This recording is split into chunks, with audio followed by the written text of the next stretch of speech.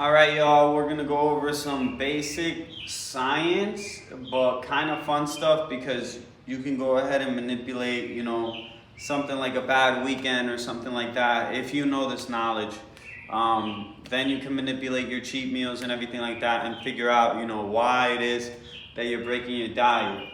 But if we look at this one, let's pretend that this is a sugar molecule and this is a carbohydrate molecule. So carbs are just a bunch of sugars placed together, and the second we break these bonds, they turn into that regular sugar, or vice versa. Sugars are carbs. So if we piece them together, we put a bunch of sugars together, it turns into a big old carb.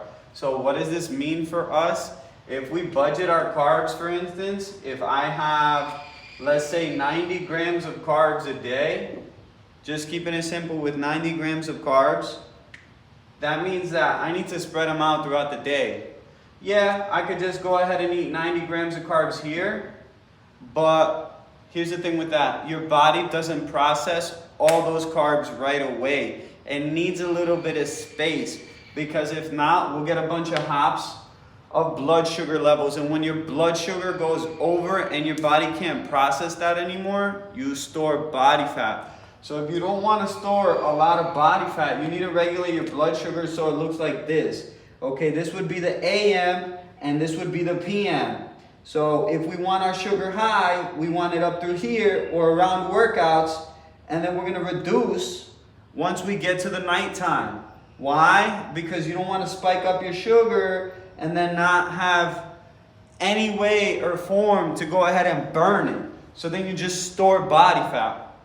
So for instance, if you had a night out and you spiked up your blood sugar levels and you ate some food all day yesterday and then you went and had a cheat meal the next day, do you go right onto program right off the bat? Does your diet even apply? No, because you're not following the meal plan. So in reality, if you just start slugging all your rice and slugging all your food, you're keeping blood sugar high.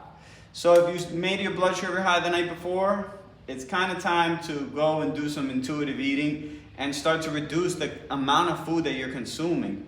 So a lot of people will look at me crazy when I say go ahead and skip a meal, but I really mean it because your body needs a break, your digestion needs a break. So for instance, this is how you spread out your food. So if I ate 30 grams of carbs, which would be oats or like a bagel or rice or something like that. So for instance, a bagel will have 50 grams of carbs. Then what does that mean? I need to reduce for the rest of the day so I don't store body fat, because I only have 90 grams of carbs the whole day. So, if I splurged the night before, I'm not going to use my 30 grams. I'm going to go ahead and reduce as much as possible. I might just have egg whites and some spinach.